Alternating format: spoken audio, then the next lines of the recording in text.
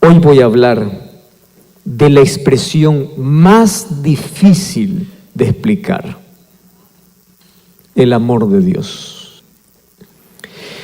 ¿Cómo yo puedo explicar cuánto Dios me ama? ¿Cómo? Hay un lindo himno que dice: si fuera tinta todo el mar, y todo el cielo fuera un gran papel, y todo hombre fuese un escritor, toda hoja un pincel, para escribir, aquí voy a cortar, describir el amor de Dios, ni siquiera eso puede bastar, o ni siquiera eso bastaría. Imposible. Y existen algunas palabras que me encantan cuando queremos definir el amor de Dios. Por ejemplo, ¿qué es el amor de Dios? Y ahí en el diccionario encontramos una palabra que poco se usa, pero es gloriosa, es deslumbrante. Cuando no sabemos qué decir, la mencionamos. Y nosotros decimos así: el amor de Dios es inefable. ¿Quién puede describir lo inefable? Inefable significa algo que no se puede describir. Inefable, suena suave, suena lindo para aquellas cosas que no puedes describir. Su amor es inefable.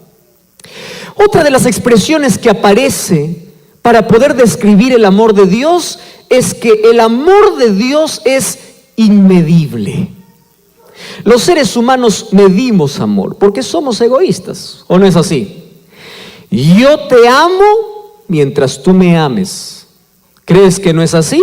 Te hago un ejemplo. Un joven está queriendo conquistar a una señorita. Él expresa su amor. ¿Cómo lo expresa? Chocolates, mensaje de texto, WhatsApp, imágenes, videos, serenatas. Yo no sé si todavía continúa haciéndose eso, porque cada vez está más moderno y cada vez es más digital, ¿verdad? Ya no necesitas charros para una serenata, ahora una serenata virtual. Yo no sé si es lo mismo, pero por ahí va. Antes habían diversos modos de poder expresar el amor. Empiezan, ¿verdad? Los regalos, corazones, peluches. Bueno, ustedes saben todo el asunto. Hasta que se declara su amor. Y si la otra persona le dice no, se acabó. Se acaban los chocolates, se acaban los peluches, se acabó todo. Y antes tú puedes decir yo te amo, y hoy puedes decir yo no quiero ni verte. Porque nuestro amor es egoísta. Y nuestro amor se mide, ¿verdad? Incluso la música secular está lleno de aquel amor barato, de aquel amor con fecha de vencimiento, de aquel amor que causa heridas, de aquel amor que hiere, de aquel amor que decepciona. ¿Qué tipo de amor es el que hoy se proclama? El tipo de amor que hoy se proclama es un amor de hoy te amo, solo por hoy, ¿verdad? Mañana no sé, va a depender de ti. Haces algo, te odio. Tú viste que las canciones hoy dicen te amo, mañana dicen te odio.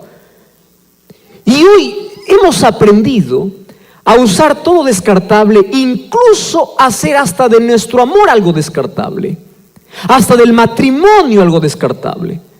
Cada vez todo es descartable, ¿verdad? En el sentido de que dura menos. Está hecho para usarse en corto tiempo. Por ejemplo, los televisores, las computadoras, todos los artefactos tienen un periodo de vida descartable. Ahora te funciona, mañana ya no. Entonces tú te vas, compras, lo usas y lo botas.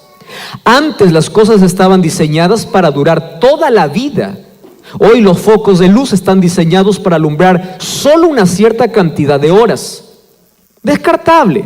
Tenemos platos descartables, cucharas descartables, vasos descartables, pañales descartables. Aquellos que son un poquito más de la época anterior tenían que lavar pañales, ¿verdad? Ahora ya no se conoce. ¿Quién lava pañales? Existen pañales descartables. Lo peligroso de todo es que hemos hecho también una vida descartable. Y hasta los matrimonios hoy también tienden a ser descartables. ¿En qué sentido? Yo te tomo, te uso, no me gustas, te boto. Descartable. ¿Qué tipo? Entonces, cuando queremos hablar del amor de Dios, nuestra mente no puede comprender. ¿Cuál es la primera expresión que les dije? Inefable. ¿Cuál es lo segundo? Inmedible. Pero hay una tercera para poder definir el amor de Dios, y esta es más inexplicable aún. Es la palabra eterno. Oiga, eso ni usted ni yo podemos comprender. ¿Qué es eterno? Tenemos varios conceptos. Lo que no acaba, lo que no tiene principio, lo que no tiene fin. Y hay algunos que no les llama la atención la palabra eternidad, porque nunca empezaron a pensar en qué es eterno, porque esa es una de las palabras que no se encuentran en nuestro vocabulario. ¿Qué es eterno? Si estamos acostumbrados en un mundo que todo comienza y todo acaba y cada vez más rápido. ¿Qué es eterno? No, nuestra mente no alcanza. Eterno lo que no tiene fin. No, no es solamente eso. Eterno es aquello que no tiene comienzo y no tiene fin. ¿Cómo yo lo entiendo? Yo no lo comprendo. ¿Saben que la palabra eternidad es algo que jamás podremos encontrar una explicación, porque nuestra mente es tan pequeña para entender lo eterno? Los seres humanos contamos, imagínate los seres humanos, contamos los años. ¿Cuántos años tienes? Tengo 30 años. Estás contando años. En el cielo ya nadie contará años. ¿Para qué? Imagínate cómo contaban los años aquellos primeros hombres que salieron de las manos de Dios. Imagínate Matusalén, que por supuesto no fue eterno, contando sus años. Matusalén, vamos a hacer una torta, es solo una imaginación, no es que esto sucedió. Y vas a pagar hoy 969 velas, si nosotros para pagar 10 velas se nos acabe el aire. Él vivió 969 años. Es decir, cuando él tenía 100 años apenas había llegado a la adolescencia, ni a la adolescencia. Y hoy a los 100 años estamos bajo tierra. Entonces, nosotros no entendemos lo eterno, si ni siquiera ellos comprendían que es eterno y que duraban más. ¿Cómo explicar la eternidad?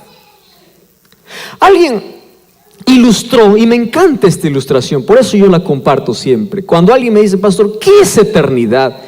Yo les digo, miren, para poder más o menos tener una idea pálida de lo que es eterno, yo les voy a explicar así. Vamos a imaginar que un día un pajarito se propone vaciar el océano Atlántico allá en su montaña. Solo es imaginación.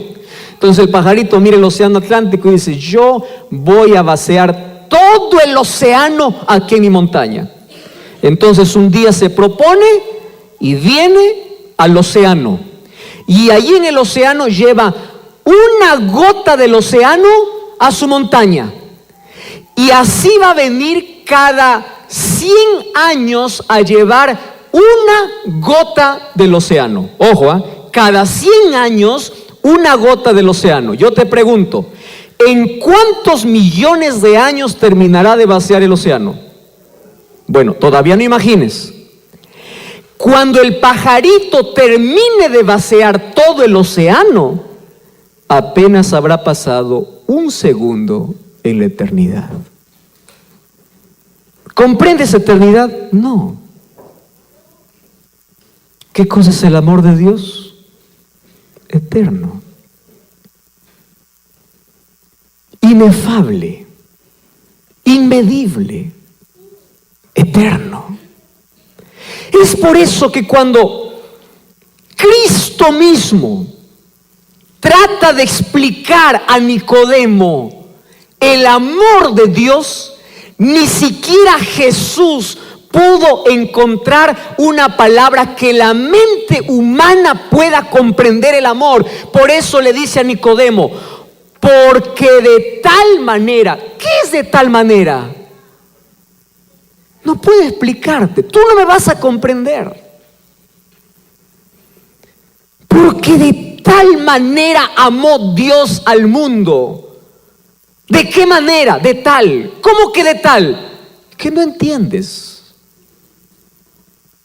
Por más que busque ilustraciones, palabras, basee los diccionarios, componga las canciones, los poemas, el cielo se una con el mar para poder escribir el amor de Dios, no comprendes, porque de tal manera amó Dios al mundo. ¿Saben qué cosa es aquí lo que me impacta de este texto? Ustedes saben que cada expresión de Juan 3:16 es para poder hablar horas y horas. De tal manera, un amor que no conoce tiempo, no conoce límites, un amor que es incondicional, es ese amor tan puro que nosotros confundimos el amor de Dios como el amor humano.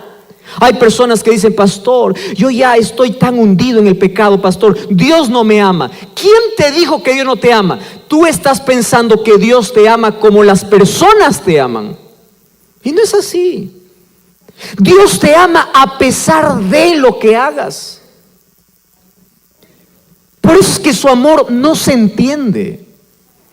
Tú podrás rebelarte, maldecir contra Dios, quemar la Biblia.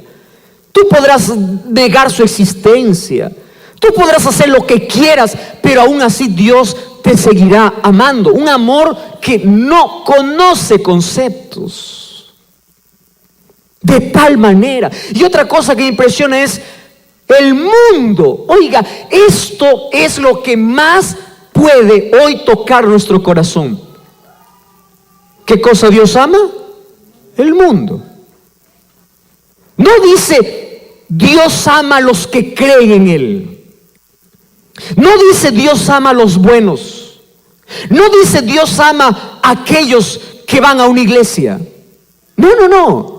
Dice mundo. Usted ya vio cómo está el mundo. ¿Cómo está el mundo? Lleno de homicidas,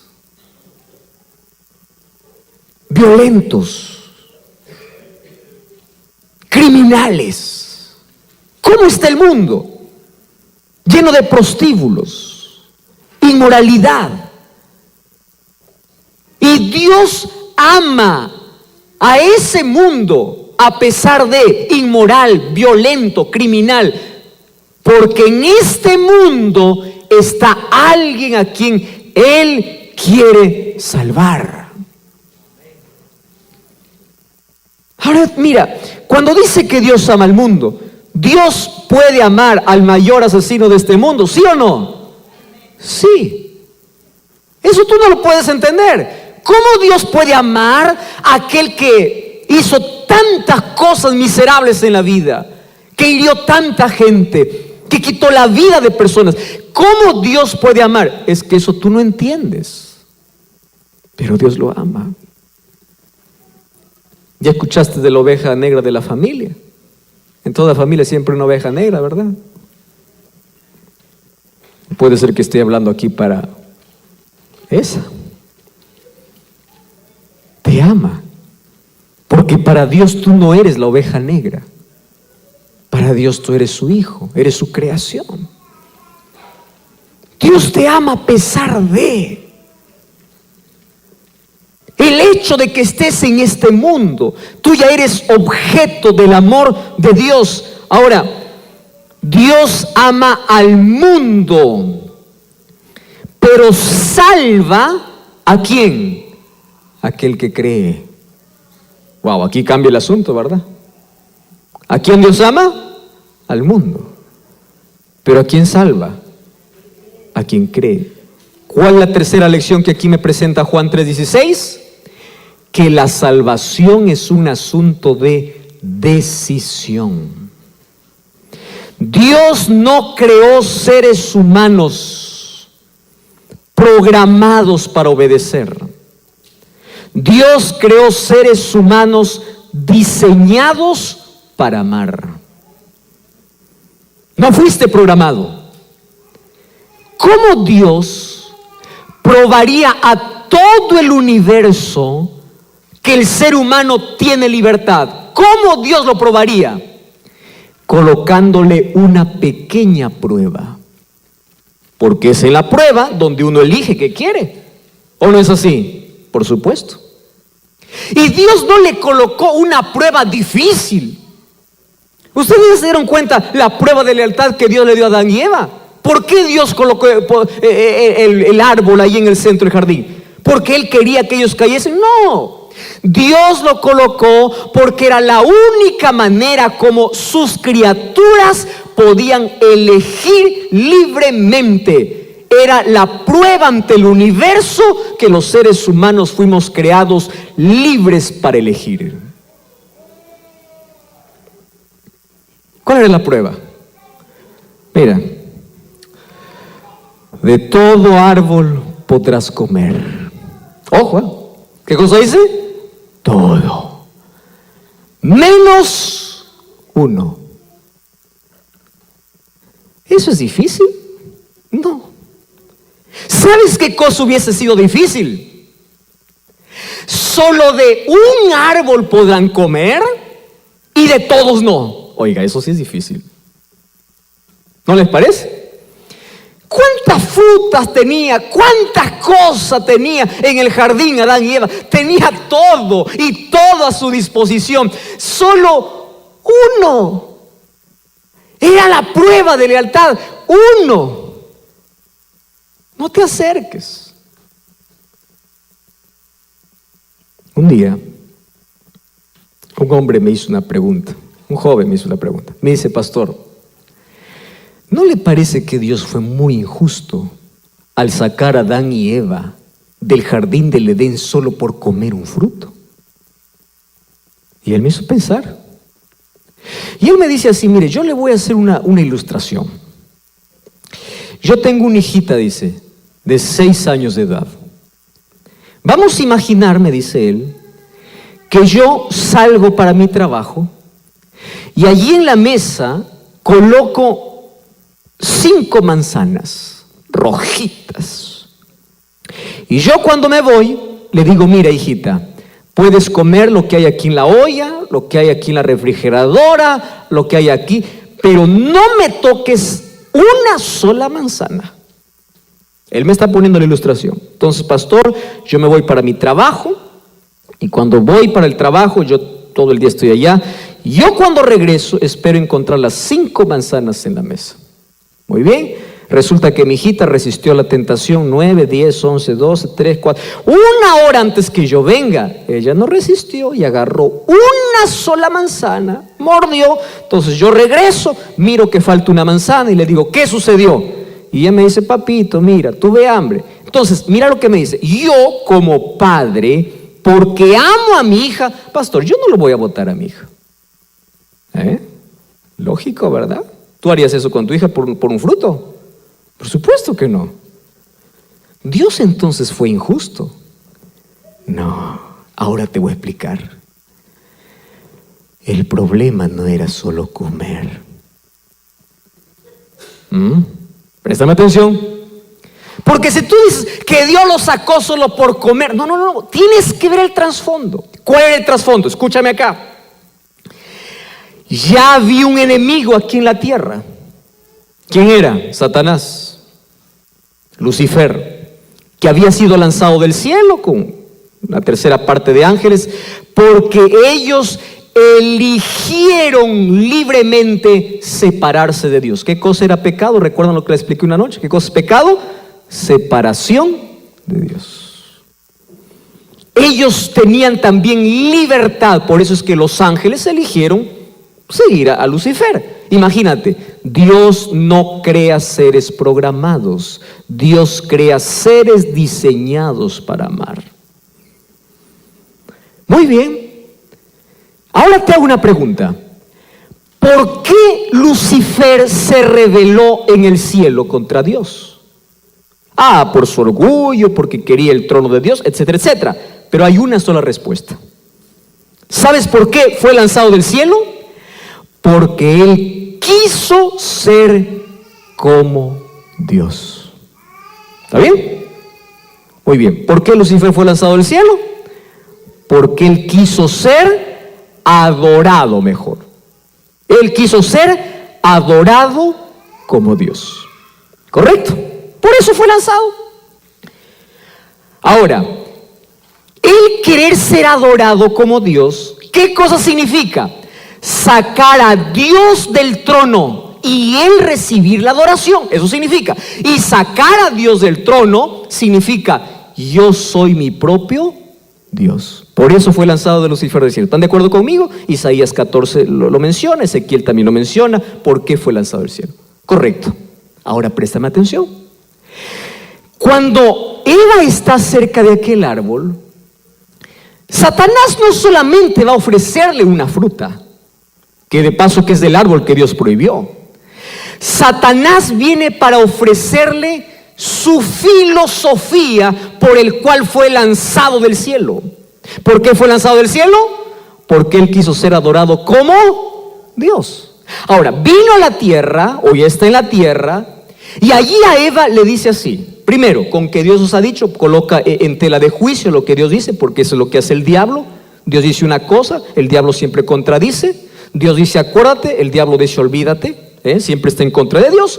Pero aparte de eso le dice así: el día que ustedes comieren, sus ojos serán abiertos y ustedes serán como, ¿qué le dijo? Entonces, cuando Eva tomó el fruto, ¿qué cosa estaba aceptando? Ser como Dios. ¿Comprendes que el asunto no es un fruto? El mismo problema de Lucifer. Lucifer quiso ser adorado como Dios. Ahora viene aquí a la tierra y le dice: tú también puedes ser como Dios. ¿Por qué entonces Adán y Eva fueron sacados del jardín del Edén? ¿Por qué? Porque ellos pensaron ser como Dios. ¿Tú crees que el diablo cambió de estrategia? No. Todos los seres humanos hemos aceptado su filosofía. Si tú no das el primer lugar a Dios en tu vida, es porque tú te crees ser tu propio Dios. Así de sencillo. Y Dios le dice: el día que ustedes coman, de cierto van a morir. Pastor, pero no murieron. Mentira, sí murió, sí hubo muerte. Solo que en el jardín del Edén hubo una muerte sustitutoria. ¿Hubo muerte cuando hubo pecado? Por supuesto. ¿Quién debía morir? El transgresor. ¿Quiénes eran los transgresores? Adán y Eva. ¿Deberían morir? Sí. ¿Vino la muerte? Sí. Pero en ese mismo día que pecaron, también hubo muerte. Solo que hubo una muerte sustitutoria. Porque cuando ellos se escondieron y se vistieron de hojas de higuera, y Dios los llamó, y ellos estaban vestidos de hojas de higuera, Dios los vistió ahora de pieles de cordero. ¿Sabes qué significa eso?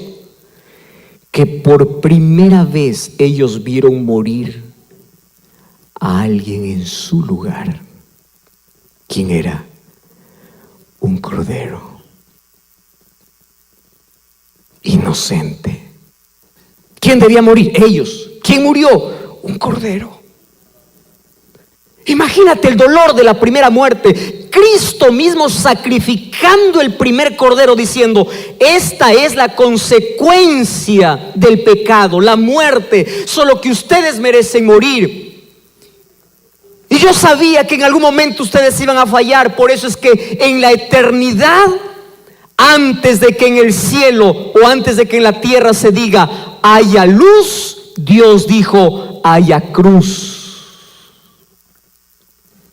Porque si Adán y Eva pecaron, Él ya tenía un plan para poder salvarlos. Y era la cruz de Cristo. ¿Qué cosa es la cruz de Cristo? Muerte sustitutoria. Tú deberías estar allí, mas Él tomó tu lugar. Cordero. Y nosotros vemos que a partir de Génesis 4 o Génesis 3 aparece la muerte de corderos. Abel ofreció como ofrenda, ¿qué cosa? Cordero. Porque ese cordero que murió en lugar de Adán y Eva, ¿a quién representaba? A Jesús. Por eso Juan 1:29, cuando Juan mira a Jesús, ¿qué cosa dice? He aquí el Cordero de Dios que quita el pecado del mundo. Aparece la historia de Abraham. Un día Dios le dice a Abraham, sacrifícame a tu hijo, si realmente me amas. Y allí él llevó para Isaac, allí al monte Moria. Y cuando estaba por sacrificar a su hijo en fe, en obediencia a Dios, él estaba levantando el cuchillo. Dios le detuvo y le dice, ya sé que me amas, ya sé que quieres hacer sacrificio, pero tu hijo no morirá, porque detrás, ¿qué cosa hay? Un cordero. ¿Quién tenía que morir? Isaac. ¿Quién murió en su lugar? Un cordero. ¿Quién era ese cordero? Jesús. Y un día aparece allí la historia de Dios guiando a su pueblo durante 40 años en el desierto. Y durante todos esos años, según Éxodo capítulo 25, le dice, hagan un santuario. ¿Para qué? Porque allí va a estar la presencia de Dios. ¿Y qué se hacía en el santuario? Sacrificios. ¿Qué cosas se sacrificaba? Todos los días. ¿Qué cosa sacrificaba? Corderos. Si yo pecaba, quiero que entienda la escena, tomaba el mejor cordero del corral, y entraba hasta el atrio, que era el lugar antes de poder ingresar al santuario, que tenía 2 compartimentos, lugar santo y lugar santísimo. El sacerdote me esperaba allí en el altar de sacrificio, se lavaba las manos, me colocaba alguna ropa, porque yo lo iba a ensuciar. Y antes de que yo pueda matar al cordero, a ese corderito inocente, ¿sabes qué cosa hacía las personas? Colocaban su mano sobre la cabeza del cordero y en silencio confesaban sus pecados a Dios y pedían perdón por todos sus pecados. ¿Qué cosa estaba enseñando Dios a través de eso? Que el pecado del ser humano se transfería hacia un animal inocente, y cuando después que él ha confesado sus pecados colocando su mano sobre la cabeza del cordero, entonces el sacerdote le daba un cuchillo, y yo mismo como pecador tenía que sacrificar, matar, asesinar a un cordero, porque ese cordero murió en mi lugar. Yo debería morir, pero él murió inocente. En el calendario divino, esto es lo más asombroso, existía ya un día y una hora para la muerte de Cristo. ¿Sabían ustedes eso? Porque el sacrificio de Jesús en lugar del hombre estuvo planificado antes de la creación del hombre. Es decir, Dios te amó antes de que el mundo fuese creado, y Dios te amó antes de que tú nacieras. Salmos capítulo 139 dice, tus manos me formaron en el vientre de mi madre. En otras palabras, tú me amaste desde antes que yo nazca. Desde antes que alguien me reciba en sus brazos, tú ya me conocías quién era. Dios te amó antes de tu existencia, antes de que el mundo incluso fuese creado. Dios te amó. Entonces, ¿qué cosa sucedió? Así como en el calendario divino existía un día y una hora para la muerte de Cristo, ustedes saben que Gálatas capítulo 4, versículo 4 dice así, que Cristo vino a esta tierra en el tiempo. Como la muerte de Cristo estaba en un cronograma profético. Solo que sabes, la muerte de Cristo estaba anunciada ¿desde qué momento? ¿Sabes de qué momento? Aquí te explico la historia. Un día el pueblo de Israel estuvo 430 años como esclavo. Y llegó el momento de liberar a ese pueblo, libertar de la esclavitud. Dios levantó un líder llamado Moisés. Y le dice, mira, después de haber 10 plagas allí para que Faraón pueda dejar al pueblo ir, Dios le dice al pueblo así: hoy va a ser la última. ¿Cuál es la última? Todos ustedes van a matar un cordero, aquellos que tienen un hijo en casa. Y cuando ustedes maten el cordero, coloquen la sangre del cordero en los postes de su casa. Y esta noche el ángel pasará mirando todas las casas, y aquella casa que no tenga la sangre del cordero, el ángel matará al hijo primogénito. Todos los israelitas mataron corderos, colocaron la sangre. ¿Qué cosa es fe? Obediencia. Obedecieron la orden de Dios y ningún primogénito allí murió. Solo que allí, esa noche de liberación se conoce con un nombre que los judíos empezaron a practicarlo como una fiesta, porque Dios lo ordenó para que jamás olviden que un día fueron esclavos y que Dios lo libertó. ¿Sabes cómo se llamaba aquella fiesta de liberación? Se llamaba la fiesta de la Pascua. Pascua viene del término Peshá. ¿Sabes qué significa Peshá? Pasar por alto. Qué interesante aprender una palabra. Pascua, ¿de dónde viene? Peshá. Hoy día el mundo Pascua lo llama huevos, conejos, cualquier cosa que no tiene nada que ver con el verdadero significado. ¿Qué cosa es Pascua? Peshá, pasar por alto. ¿Qué significaba? El ángel pasaba por alto las casas que estaban pintadas con sangre. Muy bien. Pero a partir de allí, Dios les da una orden. ¿Y cuál era la orden? Préstame atención. La orden era que ellos tenían que recordar su liberación. Y Cristo o Dios estableció una fecha para la Pascua. ¿Sabes cuál era la fecha? Esto quiero que me entiendas. Que voy a subir para que todos me vean.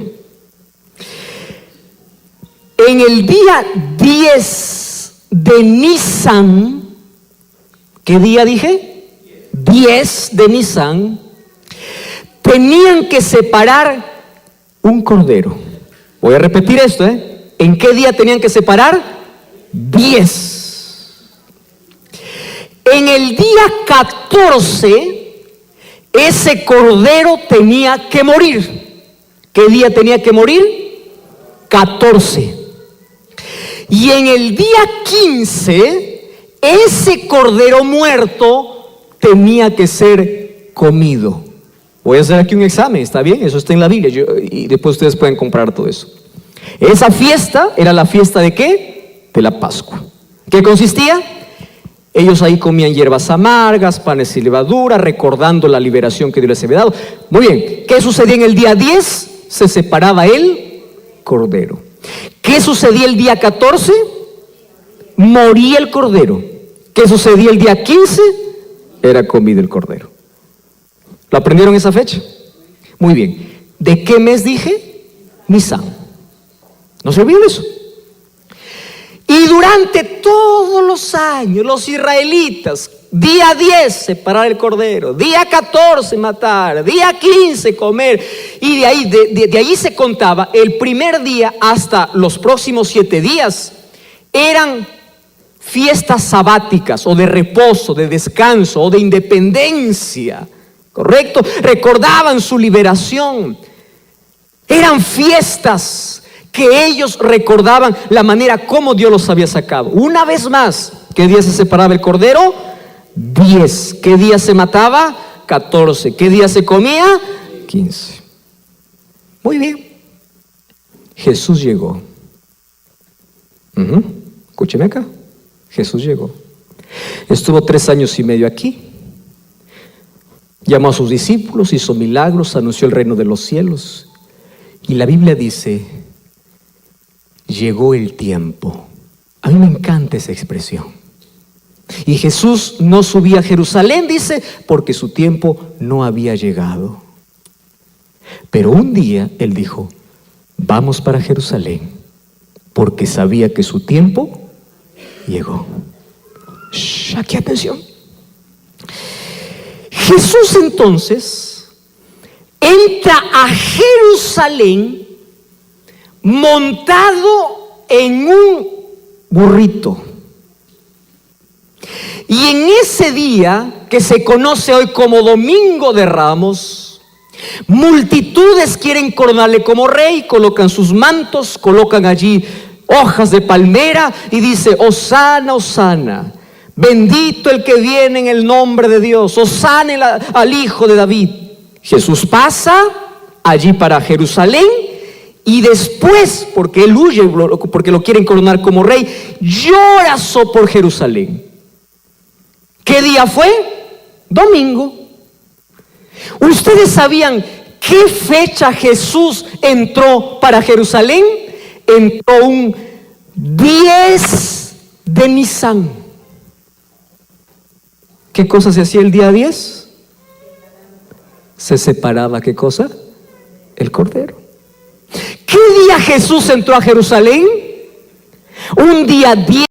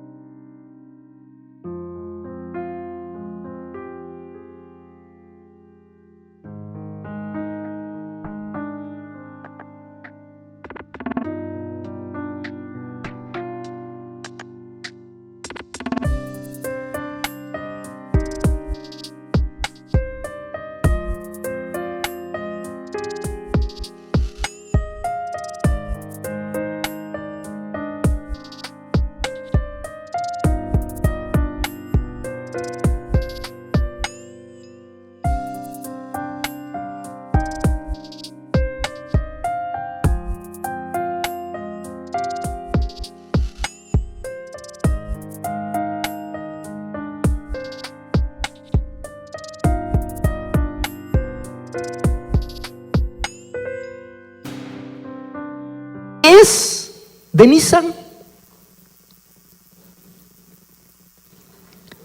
Y era cerca de la fiesta de la Pascua. Es decir, Jesús entró a Jerusalén llamando la atención de todo el pueblo diciendo, yo ya fui separado para morir. Pero nadie se dio cuenta. ¿Qué día murió Jesús? ¿Qué día murió Jesús? Un viernes, ¿verdad? ¿A qué hora murió Jesús? ¿Ustedes saben a qué hora se sacrificaba el cordero? 3 de la tarde. 3 de la tarde. El día 10 fue separado. Y el día en que el cordero tenía que morir, ese día, siendo las 2:59 de la tarde, el sacerdote estaba en el templo, listo para poder sacrificar el cordero. Y cuando el reloj dio las 3 en punto de la tarde, Jesús exclamó, Padre, en tus manos encomiendo mi espíritu.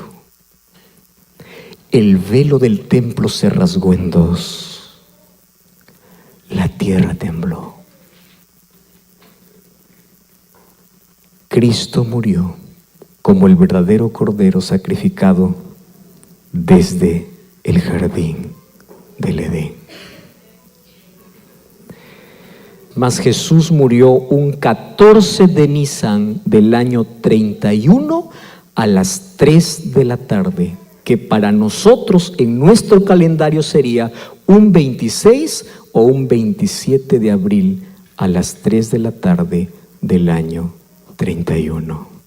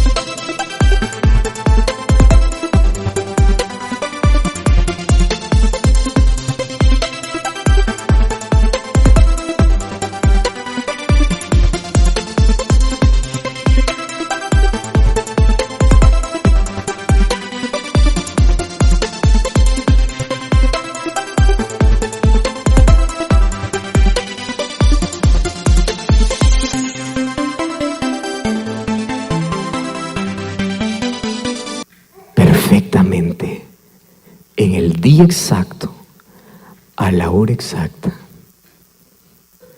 porque Él es el Cordero de Dios que quita el pecado del mundo.